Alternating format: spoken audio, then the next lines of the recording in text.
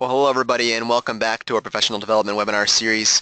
Our goal in this series is to provide you, parish ministers, staff, volunteers, and diocesan ministers the formation training and the tools that they need to create vibrant Catholic parishes and growing ministries. In this witness webinar, Dr. Lenny DeLorenzo will help us learn how to tell our stories of grace about particular life experiences. My name is Jared Dees. I'm the digital marketing manager here at Ave Maria Press, and I'm joined by Christina Pignon. She's the parish marketing coordinator. Before we begin our webinar, we would like to recognize our webinar partners, the National Conference for Catechetical Leadership, the National Association of Catholic Family Life Ministers, the National Association for Lay Ministry, and the National Federation of Priest Councils. As always, you are muted, but you can ask questions, and questions may be sent to the presenter using the questions section of the GoToWebinar panel, which you can see displayed on the screen here. I'd also like to note that the webinar is being recorded, and a recording will be sent out to you and to those of you who have missed it. This is the recording that we've sent to you by email later on this week, so check your email inboxes. And with that, I would like to extend a very warm welcome to our presenter, Leonard J. DeLorenzo. He teaches at theology at the University of Notre Dame, where he also directs Notre Dame Vision, the Notre Dame Catechist Academy, and the Notre Dame Character Project within the Institute for Church Life. He and his wife, Lisa, live in South Bend, Indiana, with their 5 children. Lenny, welcome, and thank you for being with us today. Oh, it's my pleasure. Thank you, and thank you to everyone for joining us for this webinar. I appreciate it.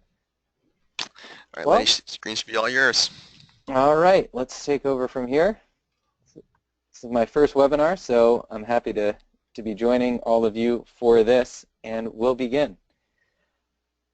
As Christina mentioned, I have a number of different roles in my work here at the University of Notre Dame. One of my primary roles, if not my primary role, is as the director of Notre Dame Vision. More or less, we're responsible for hosting summer retreats for high school students, and for those, we're working with and training a team of college mentors to be the primary leaders. So some of the work that I've done in terms of helping people to craft and share their stories of faith comes from those retreat settings. And these might be, for those of you who are parish ministers or campus ministers, these might be familiar to you from your own retreat work. The smaller, more contained life stories, life experiences that we invite oftentimes our students to share. The ones that we craft tend to be about 8 to 10 minutes in length. So that is to say, what we'll be talking about today isn't necessarily the life-altering singular conversion story of someone's life, but really the more particular and specific type of stories. Then as a teacher, I imagine we have some teachers joining us too. As a teacher myself and a teacher of theology, in just about every course that I teach, at some point in the semester or the term, I'll have the students, as one of their assignments, craft a personal story, some kind of story of grace that relates to course materials. I've recognized over time that there's different kinds of learning that's possible when people are forced, invited, but really in the end forced to craft a story that incorporates some of the things that we're thinking about. So I have a little bit of that experience of using these stories in a classroom setting as well, and I'll be speaking to some of that. Next, as a parent of 5 children, our oldest son is now just about 11. My wife Lisa and I are daily involved in the task, really the delightful task of helping our children to tell little parts of their lives as stories. Not to simply give the report, the sort of statistics or the facts about a day, but tell us the story of who they've been, of who they're becoming, by paying attention to the little moments. So some experience from that setting as well as a parent in helping people to share stories. And then lastly, I'd mention as a writer, certainly for a number of the articles, blog posts that I sometimes compose, stories find their way into those quite regularly, and as many of you know, one of the most effective ways to communicate is by storytelling. So whether it's the story of our youngest child's baptism or the story of our next-door neighbor's funeral, telling the stories of what happened, of how it happened, and why it matters, I found a lot of importance and meaning in that. So drawing from all of that as something of a retreat leader, as a teacher, as a parent, as a writer, I want to share with you in this webinar some reasons as to why I think storytelling is important, why it matters, especially in contemporary culture. In particular, I want to talk about what storytelling has to do with grace and what grace has to do with storytelling. Those first 2 points are going to be sort of going back and forth. They're interwoven, especially in the first part of today's webinar. And then thirdly, I want to share some of the principles that I've come across for crafting stories of grace. I feature these in the book that I've written with Ave, Witness, but I want to focus in on at least 2 or 3 of them to give us a sense of how we might go about crafting stories of grace ourselves, but especially helping guiding other people to do that.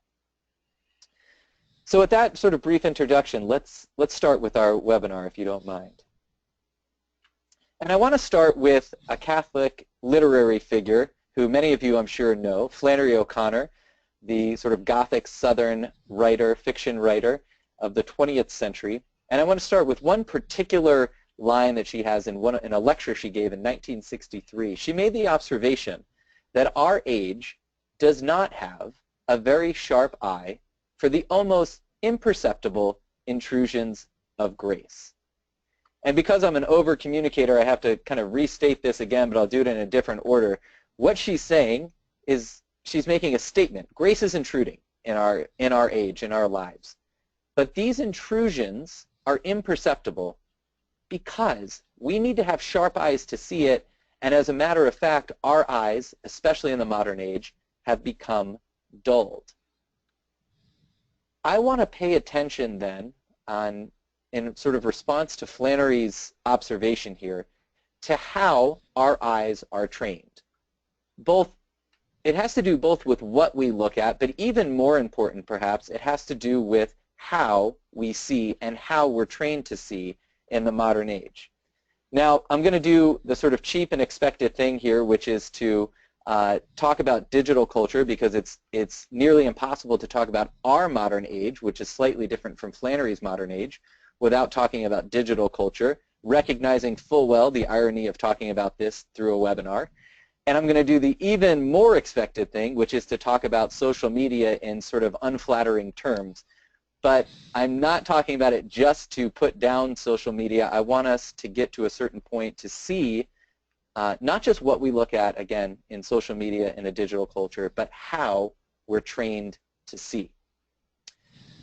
So let's move to the biggest of the social media platforms. I'm just going to talk about 2 things, the first one being Facebook. Those of you who work with teenagers or even college students, you probably know that they have already perhaps exited the Facebook world and are in other forms of social media. But it still remains the fact that Facebook's the largest social media platform out there with about 1.8 billion monthly users. And the average person is on there, or people are on there for an average of 50 minutes a day, so just about an hour each day, which if you're getting a healthy amount of sleep at 8 hours is 1/16 of the rest of your day, approximately. I'm not a mathematician, but I think that's close to right. The thing I want to focus on, though, is, like I've been saying, how it trains us to see. And I want to just take one sort of observation summary from a report to give us an idea. And here's the quote. According to a 2014 study published in Computers and Human Behavior, which I'm sure we all read regularly, most people don't use social media to be social. Instead, most users consume random pieces of content. And, surprise, surprise, researchers found that passively consuming information is not fulfilling or satisfying. That's the part that I want to focus on, this consumption of random pieces of information, going about finding little bits of content to gobble up and move on. This isn't a new phenomenon. In fact, it's at least as old as I am, literally.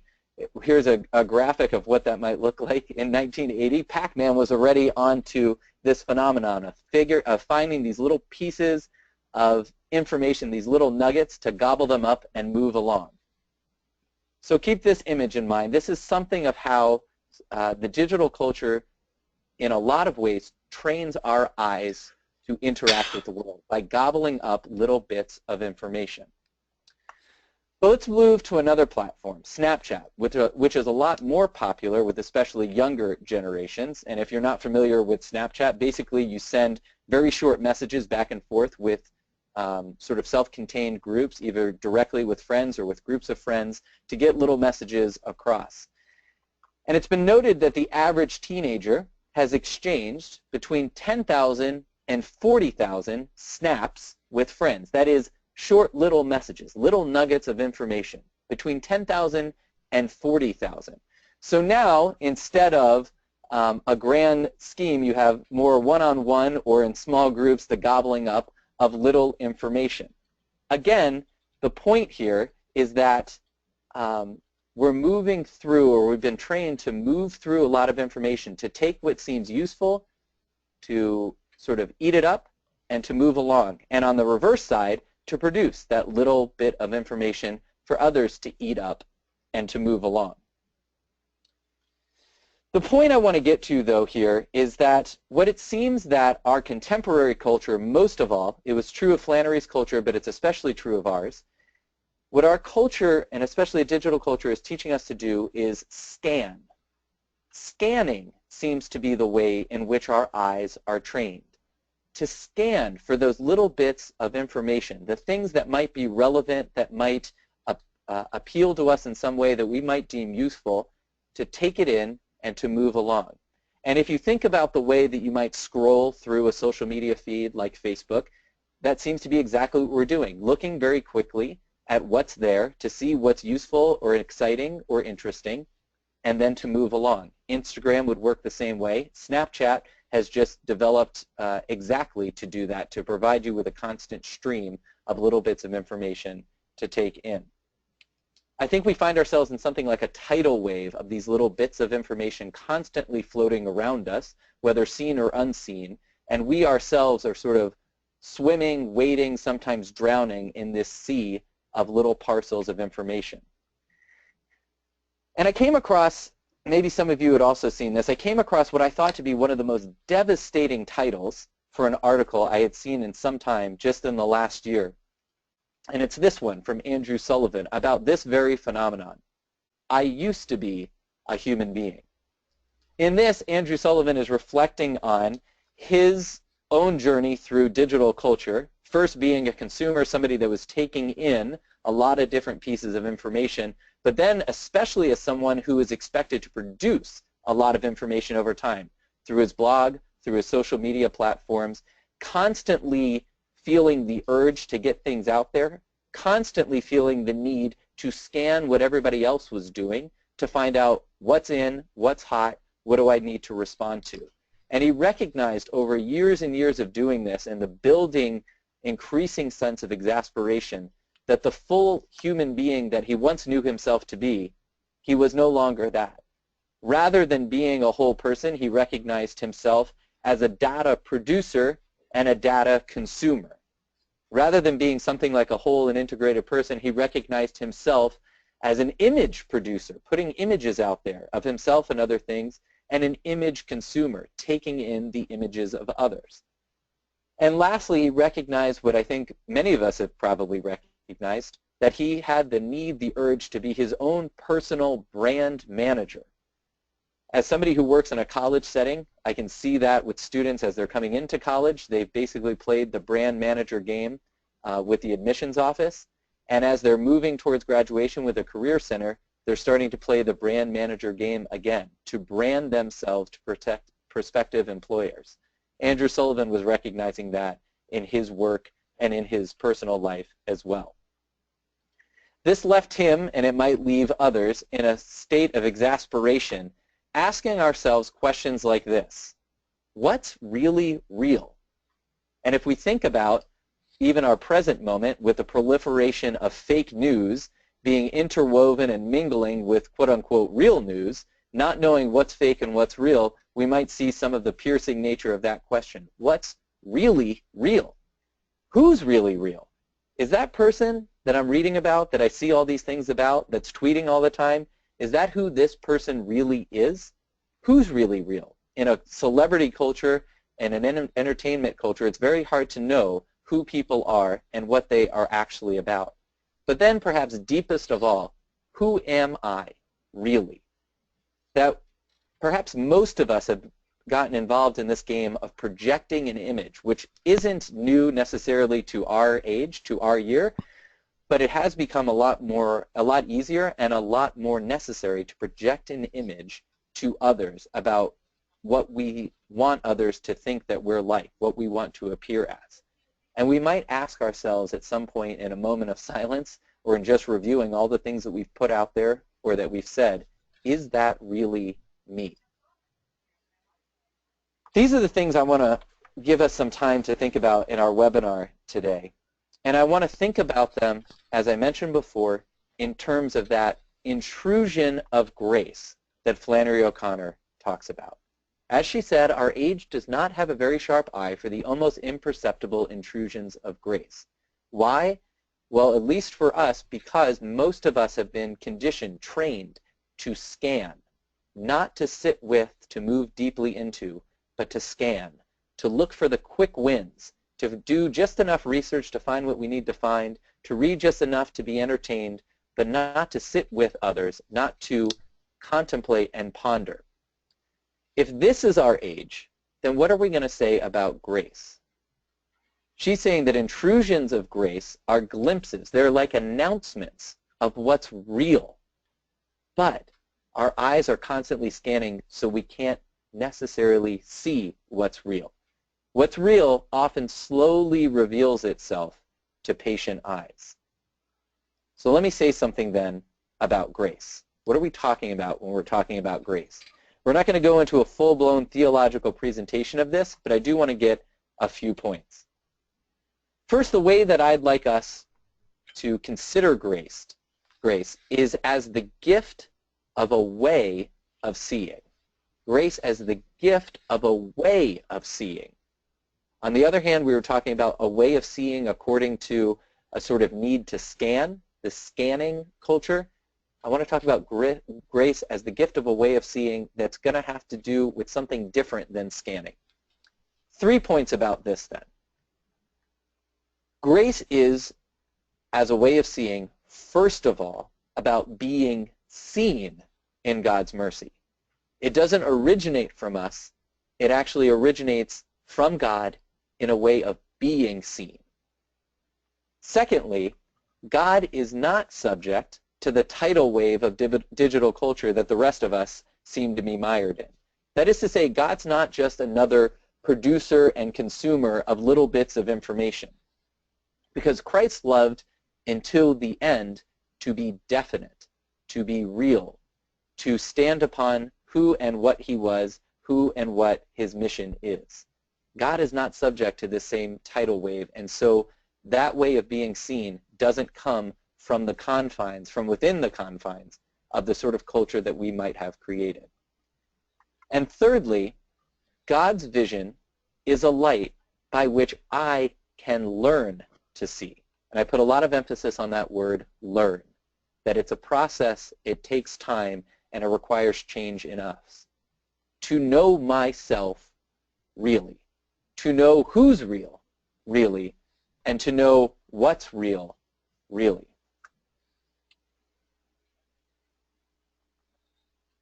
I want to give us a counter image then to that little Pac-Man graphic that I showed earlier. If that's maybe an image of what it's like to scan in a digital culture, here's a counter image that goes along with this idea of grace.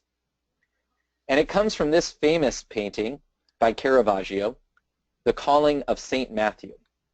Why might this be pertinent or be even sort of fashionable or popular these days? Well, you may remember the very first interview that Pope Francis gave after he was elected to the pontificate. It might be hard to remember the first interview. There have been so many since. But the very first one, which was published in that short book, A Big Heart Open to God, the very first question that he was asked was, who is Jorge Maria Bergoglio?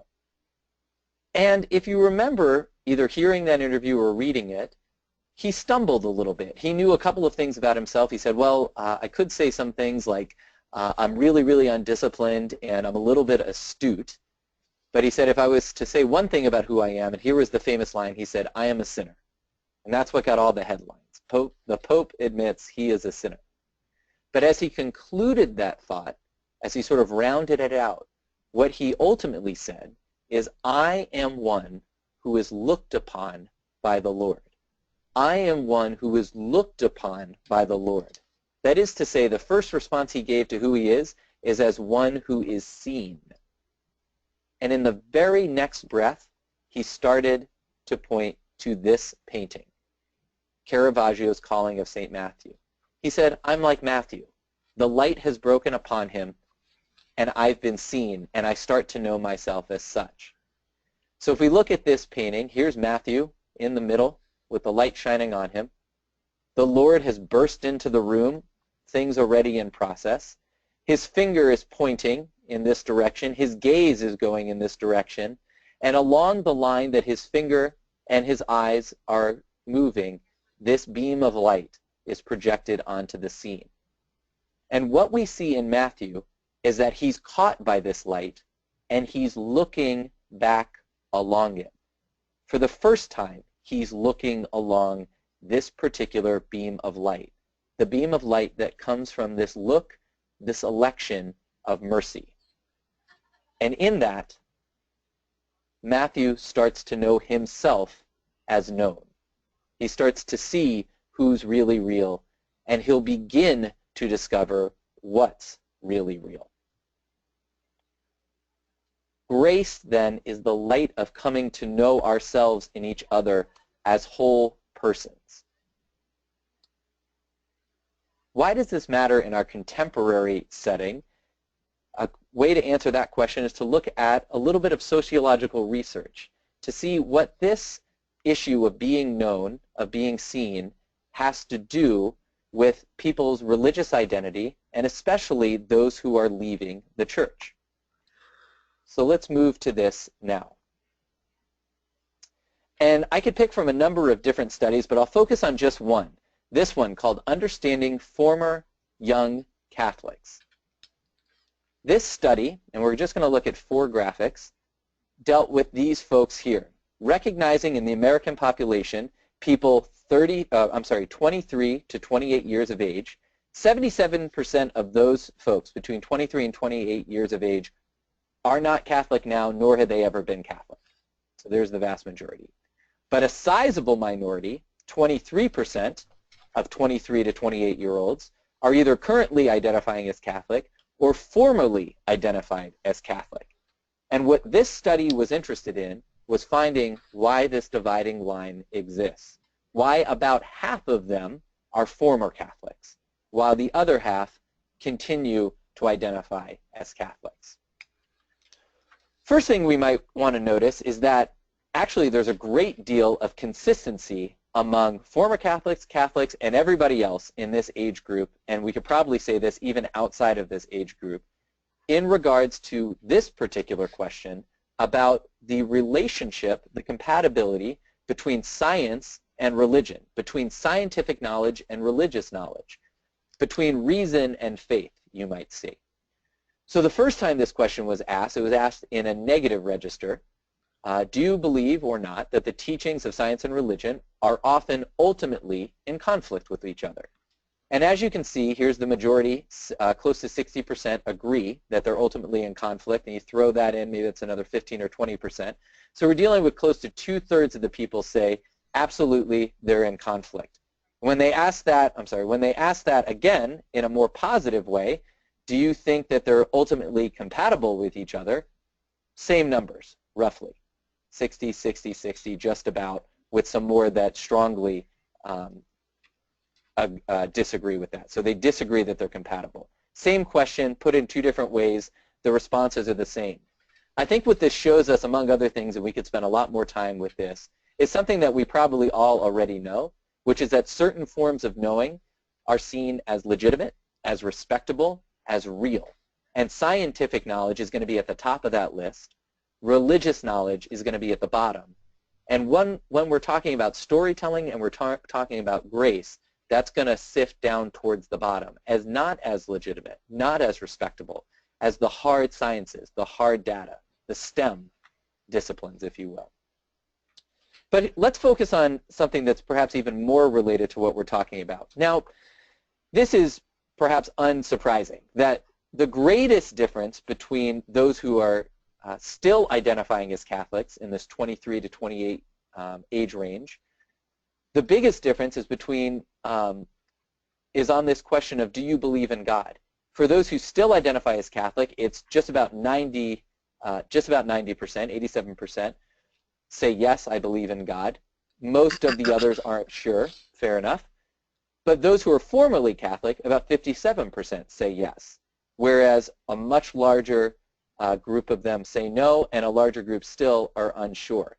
That's perhaps, like I said, unsurprising that you would imagine that a loss in belief in God would go along with a sort of departure from one's religious upbringing. Okay. But here's the thing that I find even more fascinating, and I think it has to do a lot more with what we're talking about. This question: what is your view of God?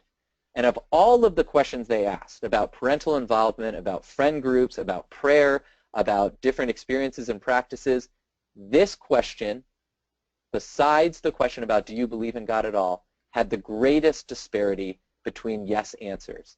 And that is in regards to this: is God a personal being involved in the lives of people today? Notice what the currently practicing Catholics, where they are, 58%. Notice where the former Catholics are, 33%, falling behind even everybody else. That would be Christians of other stripes, other religions, non-believers, etc. This 25-point difference was the greatest difference reported in this study besides the belief in God straight up. But the other thing that you might notice is that only about 20%, if we look at this area over to the right on former Catholics, straight up don't believe in God. There's a good portion that don't know. There's another portion that believes God is not personal, but something like a cosmic force, and a little bit of a group that believes that God created the world but is no longer involved in it. Here's what I'd like to point out then: that what might be more at issue than belief in God, yes or no, is actually how one believes in God. Who do you believe this God is? Is God a personal being involved in the lives of people today? That is to say, involved in your life or not? That's what this particular finding brings to the fore for us. This will have a lot to do with what we need to talk about in regards to grace and in regards to storytelling. Before we move into some of the principles of storytelling itself, and I try to sort of bring together what I'm seeing both in terms of storytelling and about a commitment to grace, I want to give us an example, a sort of parallel example. It doesn't seem directly to relate to what we're talking about here, belief in God or not. In fact, as you'll hear in just a moment, it has to do with belief in the tooth fairy or not. But the reason I want us to listen to this is because what stories we take as true tends to shape and decide the stories that we tell later on. I'm a little bit obsessed with this podcast. This is from the NPR show, This American Life, and this might be my favorite episode of that show. It was on narrative logic, how we tell stories. We're going to listen to the very, very beginning for just a couple of minutes of this podcast. Then I'm going to come back on and say a few things about it. Then we'll listen to a little bit more of it. So listen closely and enjoy this. Enjoy not hearing my voice for a couple of minutes. Rebecca remembers exactly when she learned the astonishing truth. She was in 2nd grade and ran into her best friend Rachel at school one day. And she pulled me aside and said, you know, last night, I lost a tooth, and I woke up while the tooth fairy was putting the money under my pillow, and guess who the tooth fairy was? I said, oh my God, who was it? I have to know. And she said, my dad is the tooth fairy. And I remember running home after school and telling my mom, Mom, I know who the tooth fairy is, and declaring it as if I had grown up, that I knew who the tooth fairy was. And she said, oh, well, who is the tooth fairy? And I turned to her and I said, Rachel's dad is the tooth fairy. Ronnie Loberfeld is the tooth fairy.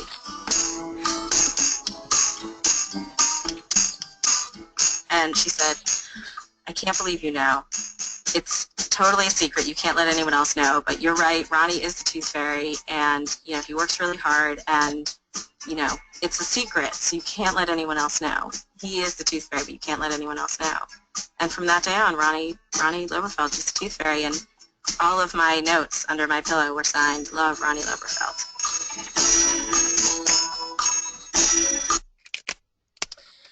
All right. The opening of this podcast gives us this story this woman is remembering later in life about how she discovered who the Tooth Fairy was. Here's the point, though. She believed in the Tooth Fairy, whole cloth. She believed in the Tooth Fairy when she was a child. And because of that base belief, because that's the story she believed to be true, when new information came along that her friend saw her father performing the Tooth Fairy task, notice what she did as a child. She took the new information and fit it into the existing story. That is, she made room in the existing story for this new information. Rather than abandoning the story itself, she incorporated the new information. That's what I want us to pay attention to, how important those base stories are. Now what I want us to listen to, we'll listen to a little bit more from this show, not too much more. I want us to just recognize how creative we can get when we're trying to fit new information into an old story. And what they did on this radio show, this podcast, is they went then and they interviewed children about the Tooth Fairy. So have a listen to this as well. When they're still small and inexperienced about what happens in the real world, children have to make logical inferences all the time based on the data that they do have. Here is how children responded when our producer, Jonathan Goldstein, asked them about the Tooth Fairy. What do you think she does with all of these teeth that she's collecting? Maybe she gives it to the people without teeth. Like who? Old people. What do you think she does with all these teeth that she ends up taking? I know she makes in a faraway land, way up in the clouds. There's a town that she makes castles and stuff. She makes things out of the teeth? Mhm. I don't really think she just likes to collect teeth and make things out of them. Like what kind of stuff? Lots of stuff. Makes tooth house, tooth trophy, and a tooth desk. How many teeth do you think it takes to make a tooth house? Yeah, right, like 100. 180. Why wouldn't she just make the house out of bricks, like everyone else? Because no one doesn't have brick teeth.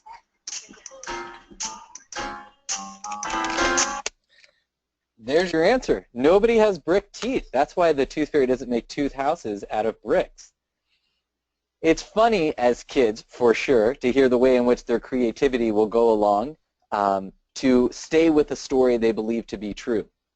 But what about when the base narrative, the base story, has to do with this, whether God is a personal being involved in the world or not? That's where I want us to give our attention. And I want us to think about St. Matthew here, to use this image in place of that Pac-Man image that we had before. And here's what I want to say about this. If God is not personally present, all stories will ultimately be stories of absence. Presence is hard to recognize, and grace is almost imperceptible, except for eyes that have been trained to see. This has to do, again, with who we believe, who our young people and older people believe God is, personally present or not. That sets the base of the sort of stories that we will ultimately be able to tell. Here's my thesis then.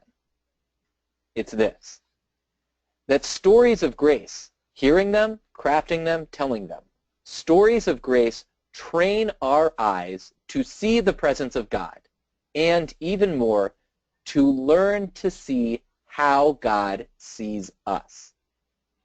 In God's light, we rediscover ourselves and each other as whole persons. For those of us who work with young people, whether in ministry or teaching, if we want to offer youth healthy, foundational, essential faith, then we need to teach them to see God as personal.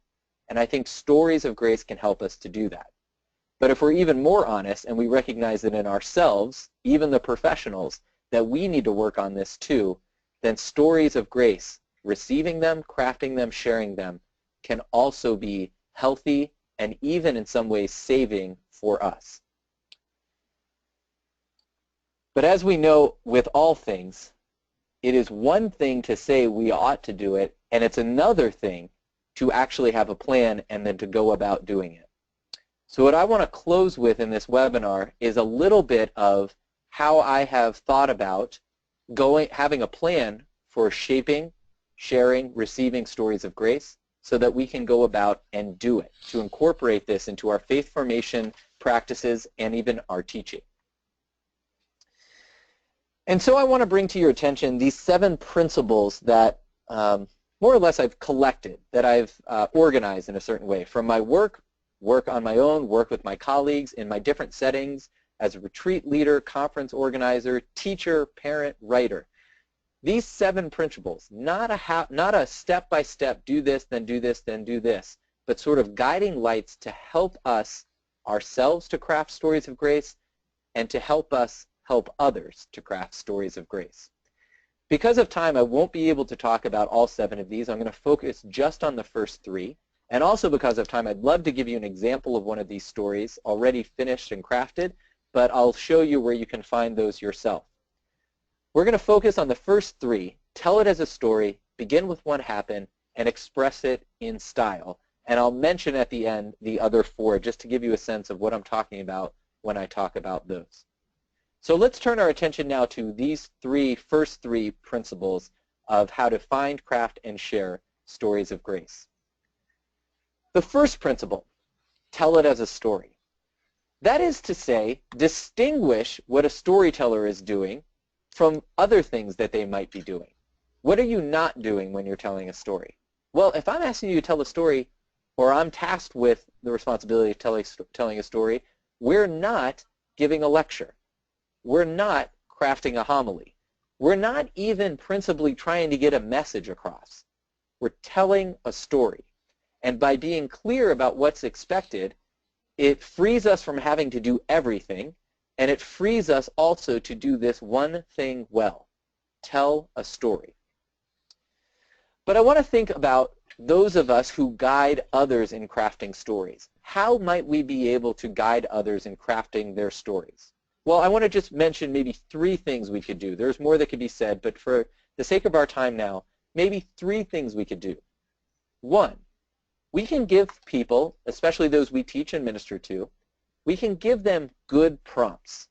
Here's some potential prompts we might be able to give to somebody when we're asking them to identify their stories or even to begin to tell their story. When have you experienced being loved? When have you learned to hope? When do you think you've glimpsed God's way of seeing you? What is a central story in your life?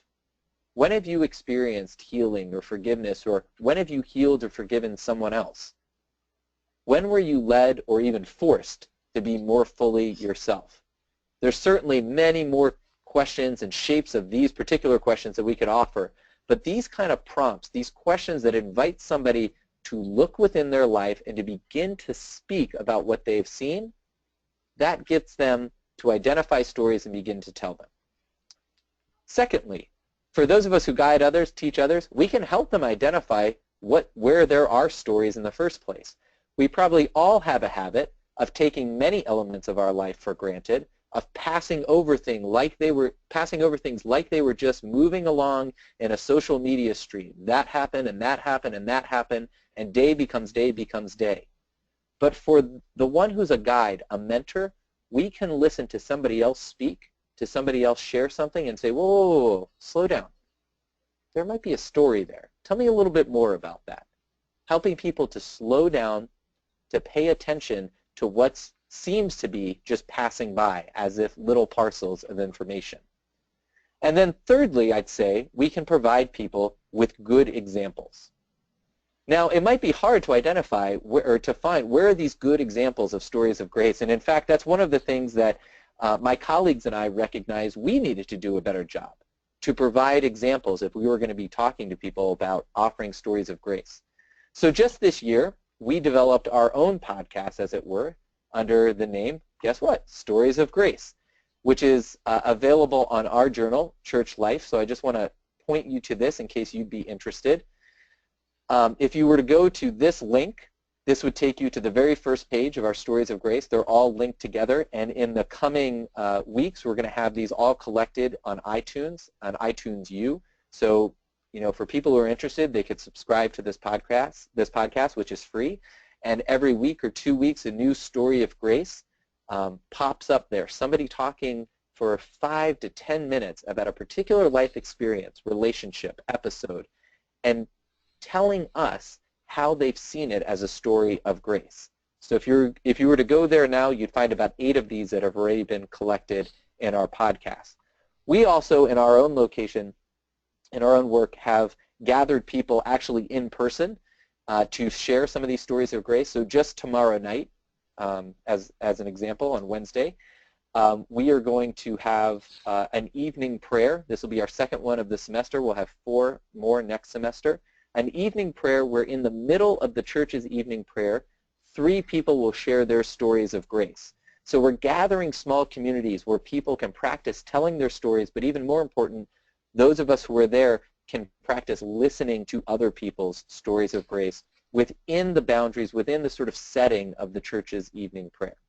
So that's the third one that I want to offer there, providing people with good examples, all under this first principle of telling it as a story. The second principle, how do you start? How do you even begin to craft a story? And I want to say we should begin with what happened. We should begin with what happened. That good storytelling always starts with seeing well. That is, not passing over the things of our lives, not thinking that we understand things perfectly the first time through, but sitting with things, pondering, praying over. Think again about that social media stream. It's inviting us not to do that, to pass by, to find the next thing. But all good literary figures will tell you that the way in which they write good stories is by first of all paying very, very close attention. Whether it's Flannery O'Connor or Marilyn Robinson or Kate DiCamillo or C.S. Lewis or Shiseko Endo, it doesn't matter who it is, they have written good stories because they've paid attention well. They've allowed their eyes to be sharpened. That's the second principle here, and maybe the first step in learning to tell a story well. Begin with what happened. To pay attention to the real stuff, not to escape to generalities. Let me give a quick example of this. One of the stories of grace that we've had the pleasure of receiving is from a young woman named Ashley. And Ashley's story has to do with her own diagnosis and struggle with an anxiety disorder. And the way in which Ashley tells this story is that she focuses on what she learned about her own body in this. In fact, what was happening to her brain by the cultivation and the repetition of anxious thoughts.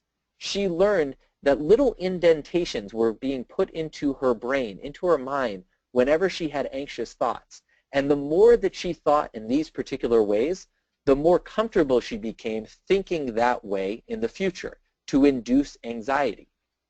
And so what Ashley learned in her story, what she worked through and struggled through, was not just wishing for an instant uplift of grace, but actually allowing grace to work in and through her body. That is, by practicing different ways of thinking, which she couldn't do by herself.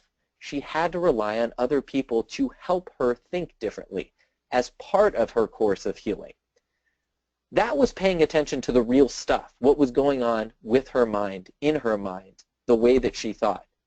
If I myself, for example, were to tell the story of my parents, the night that my mother left my father, my parents' divorce, which is an important story in my life and connected to other things, I'd have to pay attention to what I've learned to see over time.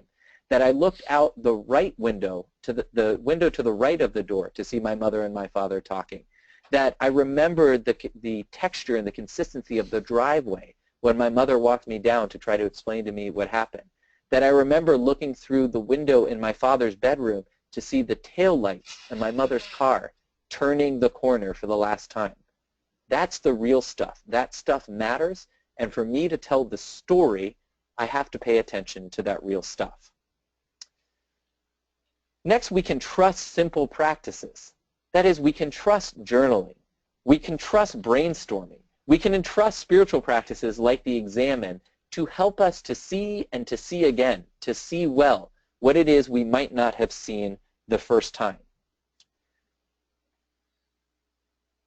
And lastly, I want to offer an example of this from Scripture, the man born blind that we find in the 9th chapter of John's Gospel. You may know this story that at the very beginning, the man who was blind from birth is healed. And for the rest of the story isn't just about the healing. The rest of the story is about everybody else questioning him about what happened. And what they're really interested in is why it happened. What they're really interested in is who is this man that healed him. He doesn't know all of that. So notice what he does 3 times in the course of retelling his story, every time he's asked about what happened. It says first, the man called Jesus, this is the man born blind speaking, the man called Jesus made clay and anointed my eyes and told me, go to Siloam and wash. So I went there and washed and was able to see. This time he's asked, well, he put clay on my eyes and I washed and now I can see. And the 3rd time, they're asking him if he thinks Jesus is a sinner. He says, well, if he's a sinner, I don't know. But the one thing I do know is that I was blind and now I see. His story starts with what happened. He's sticking to it. You might even retitle this scripture passage as something like the stubborn appeal to experience. He won't get past what happens. And the spiritual seeing that comes at the end of the story is based upon this kind of seeing that he won't let go of. He won't forget what happened. He wants to see it well. That's where sacramental vision comes from, I think, where a visible reality opens to an invisible grace. All right, and to close, this 3rd principle that I want to focus on, expressing it in style. What do I mean by this?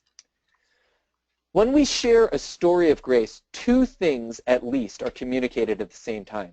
1, the storyteller is saying, God knows me, sees me in this way.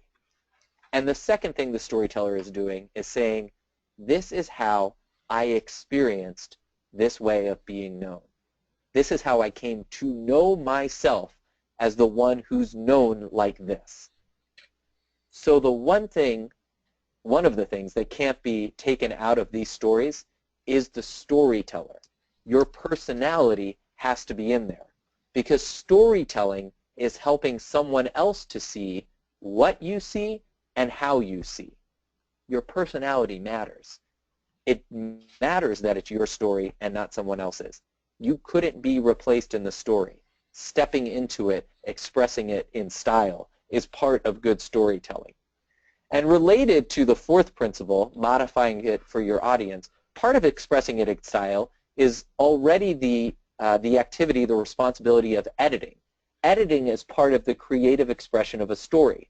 That the story is opening up a bridge between you and your listener. And editing is the bridge between your style, how you tell your story, and what the needs of your listeners are.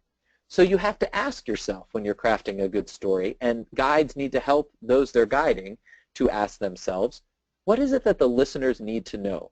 How can this story be shaped best for them? How can I leave things out, include things, reshuffle things, to make this a real and good and wholesome act of communication? And in the end, it's the art of shaping one particular story. Not every possible story, not that story instead of this story, this one story. So expressing it in style brings us already to that 4th principle of modifying it for your audience, thinking about their needs, who's listening and how. 5th, of ensuring sufficient closure, that especially those of us who work with young people know there are some stories that some people are just not ready to tell yet. And there are other stories that we may never be ready to tell in certain settings.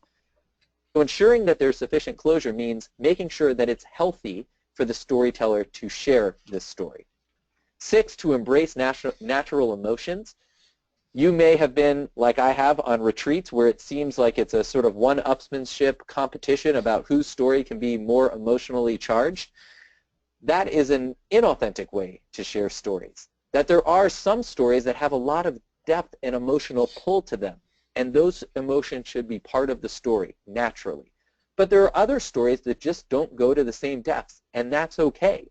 In fact, the good story will go with the emotions that are natural to them, whether they're deep emotions or not so deep emotions, to embrace those. And then lastly, to pray and to practice. To pray, because these stories don't ultimately come from us, they come from us being seen, that we learn about ourselves as we claim grace and learn to see along the light of grace. So we rely on the vision of our God to teach us our stories, but we also have work to do, practice. That telling stories is a difficult thing, that the craft needs to be learned, that there's good methods and good ways of writing, and there are good methods, good ways of presenting, of speaking. And that responsibility remains ours in conjunction with prayer. Okay. That brings me to the end of what I wanted to offer, and I did want to leave a little bit of time, and I think I have left maybe 10 minutes or so for responses, questions. But I hope that this has given some insight into why I think storytelling is very important in our contemporary time, why grace, why storytelling is really capacious to grace, and grace in some ways requires storytelling to become real, to introduce us again to the God who is personally invested in our lives. Thank you all very much. Lenny, thank you. I very much appreciate your presentation. I feel like you're really channeling your inner Flannery O'Connor. I feel like I'm a better writer, a better speaker because of the presentation you had just now. So now is the time to ask questions. We've already got a bunch of questions come in already, Oh, so gosh. we're going to try to get to as many as we can. As we look through those, I'm just kind of curious, as you've worked with the mentors, for example, with ND Vision, who've gone through this process, and you really, I probably know this better than anyone else as far as the people that you've trained. Have they started to do, not just in the setting of a retreat talk, but have they started to use some of these principles in their Snapchats, in the way they're telling stories? I think that would be, there's the Instagram stories, which are new. There's the Snapchat stories where people are kind of sharing their things going on in their lives. Any examples or how that might be carried over to using in digital media? Yeah. I'm not quite sure about on the social media platforms, how those are being used. I mean, I'm friends with some of the students we work with later on Facebook, and the way in which they reflect upon their lives, I don't want to claim all responsibility for helping them to reshape it, but they do seem much more attentive to the movings and workings of grace, but not any kind of cheap grace, like actually seeing, learning how to see how God is present in suffering, how God might be present in disappointment and limitations. But certainly in these little communities that we're trying to form, where we create settings where stories of grace are welcome and in fact become more ordinary and more common, we've been able to listen to people just this capacity for articulating faith more genuinely, and for a real desire on the part of other people to listen to these kind of stories. Understand. Let's see. There is a question about, do you see a relationship between social media and the lack of attention with no longer believing in God? Yeah, I do. And I'm hesitant to start speaking because I might not stop. I think that, let's take the parable. Let's take the parables as a counterexample to the sort of scanning that social media teaches us to do. The parables are not meant to be scanned. Jesus tells these stories not to get quick messages across, but to invite his listeners to patiently pay attention to what the story is opening them up to. In fact, as we encounter the parables for the first time, we have one of our church life interns, a senior, working on exploring these right now, as a matter of fact. But as we listen to the parables for the first time, we probably, on the first pass, have a quick understanding of what it is. Oh, the Good Samaritan, this means that I should always be good to people that are in need, which is fine and not incorrect. But if we stay with that story a long time, if we pray with it, if we allow others to help us to see it better, we might recognize that Christ is the Good Samaritan. That oftentimes, most of the time, all of the time, I'm the one that's laying in the ditch. Or all of humanity is the one that's laying in the ditch, wounded by sin. That the inn is the church where we receive the remedies to heal us. That The two coins that the Good Samaritan gives to the innkeeper are the Old and the New Testament. Those aren't available on the first pass of that story. They're only available as we take the time to patiently sit with it. So what I think the digital culture teaches us, and especially children, I see this with my own children.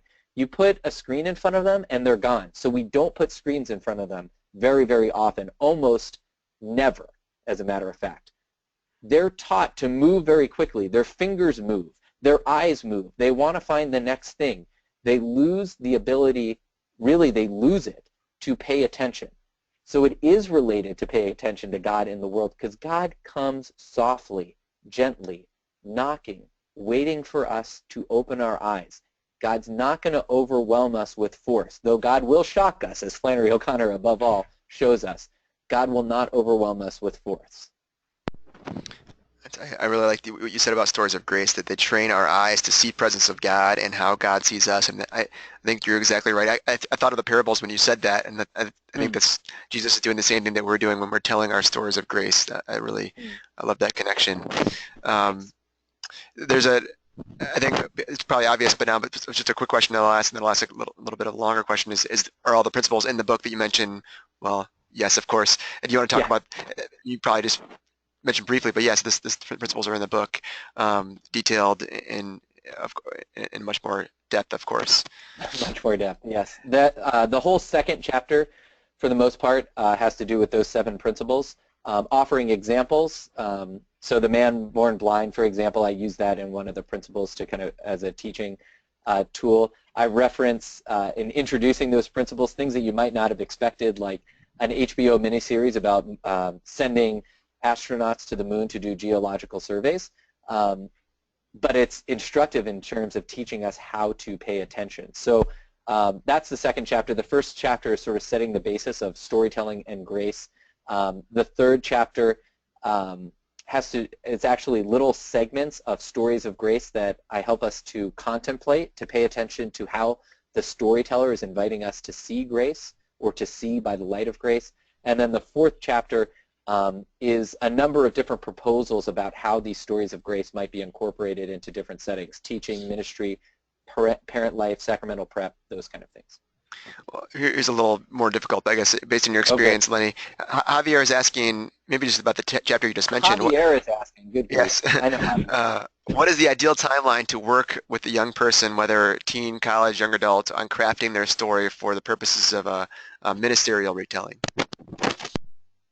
You know, in terms of identity formation, the sociologists will say, and I don't just run my life by what sociologists say, but a lot of times we find that the sociologists give us good reason or give us the sort of evidence to back up what we've already observed in the first place. But the sociologists say that identity, the sort of foundation of our identity, is really, really set through our 20s, through that period that we were looking at in that the study from Christian Smith that I put on the screen.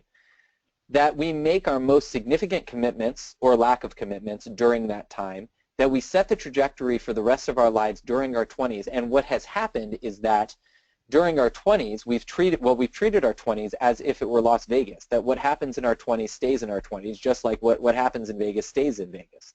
And so what happens is you come out of the 20s into your 30s when it's time to make the commitments, and you don't have the capacities to live into those commitments, or you haven't been intentional about them.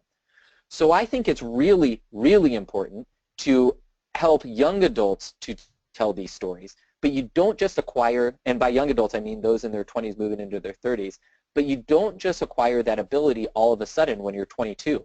You have to be taught those skills in teenage years, which is why one of the reasons I think youth ministry is so important, high school ministry is so important, because that's where you pick up all of those tools of paying attention, of being patient, of learning how to listen well, of being able to take a chance in telling your own story, of developing the confidence to speak to others about things that matter.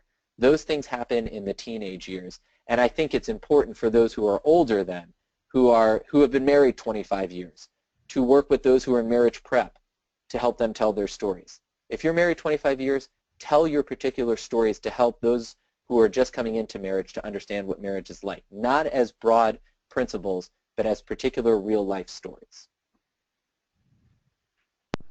Christina? I think that was, there's so many questions Yeah, there's a lot. that could be, Okay. We have a couple more. It really is 4 o'clock. Maybe we'll throw one more out at you, even though we're a little bit over time. Sister All right. Edith, is asking about, could you say a bit about learning to write these stories if there isn't a mentor around? Ooh, that's a great question. I do think the mentor is very important, especially for younger people, for teenagers and for maybe even young adults. I think that storytelling does not take the place of good Christian formation. In fact, it's a piece of good Christian formation, and it relies on some catechetical training beforehand, or catechetical instruction beforehand, developing good prayer practices. It doesn't have to be the last step, but it does need to be accompanied by those. So if there isn't a mentor to walk with somebody, I would think that if this were me, I would at least want somebody that I'm sharing these things with to give me feedback. Not just, do you think this is good or not, but what am I not paying attention to? Where am I maybe overstating what's going on, or I'm not explaining myself well enough? Where does it seem like I'm giving a cheap understanding of grace? I think that's one of the most common pitfalls, perhaps, is to give a cheap rendering of what grace is, like the winning of the lottery. And then everything turned around. But what are you talking about, everything turned around? Tell me the story. What happened? What were you thinking? What did others do?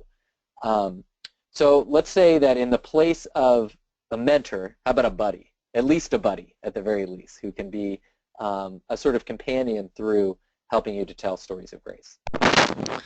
Thanks, I appreciate it. Again, Sure. before we finish up, Lenny, what's the best place, or what's the best way to get in touch with you? If people want to get in touch with you, is it Snapchat or Instagram or yeah, I'll be happy to scan your message if you send it along. But I think maybe email. Okay. Feel free to call me. So, I don't mind receiving phone calls at the office. Here's my phone number. Ready? 574-631-2915. Here's the great thing about a phone call. Not only are we going to talk, but it doesn't have to wait, to get a response, and it won't get, weighed down in an inbox. So feel free to call 574-631-2915. in your office hours, Lenny, if you want to just drop by and make it more personal. That is a dangerous thing, because you never know if I'm here or what I'm doing. Well, thanks again, Lenny. Appreciate it. You've talked about the book, and if they haven't gotten it already, they can get it at AveMaryPress.com at 20% off discount if they order using the promo code webinar 1206, and that expires next Tuesday on December. Today's December 6th. So December 13th. Sorry, is when the offer ends. Before we sign off, we would like to thank our partners once again, the National Conference for Catechetical Leadership, the National Association of Catholic Family Life Ministers, the National Association for Lay Ministry, and the National Federation of Priest Councils. If you're not familiar with their organizations, please check out their websites, which you can see displayed on the screen here. And once again, like I said before, the webinar is being recorded right now, and it will be posted later today onto YouTube, Vimeo, and also at avemarypress.com/webinar-videos. And there you can see all the videos from our webinars dating back almost 7 years now. So it's been quite a big library of webinars we've had over the years. And again, like Christina said, we're appreciative of the partners that have been doing this series with us for many, many years. This is the last webinar of this season, of the fall and winter season, and we'll kick things back off again in the spring. So we're looking forward to seeing you guys all again in a couple months. God bless. Thanks, everybody.